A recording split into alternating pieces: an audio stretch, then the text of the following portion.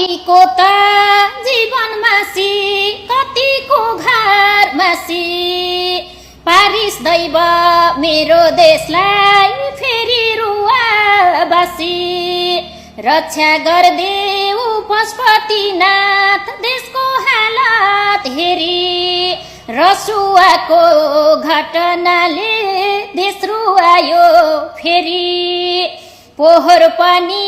त्यस्तै पारिस अहिले नेपालीलाई चोटमाथि चोट मात्र जहिले न त भोका न त निन्दा न मनमा छैन कतिजना बेपत्ता छन् अत्तो पत्तो छैन दैव तैले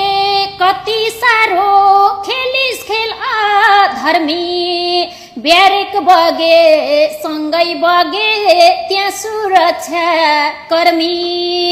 न त रह्यो घर बास न त खेत फाट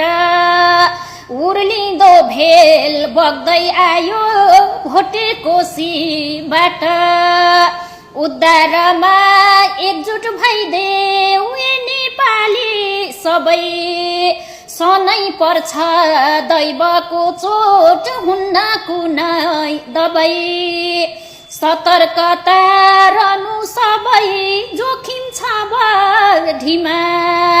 यतिखेर मेरो देश छ कठिन घडीमा यतिखेर मेरो देश छ कठिन घडीमा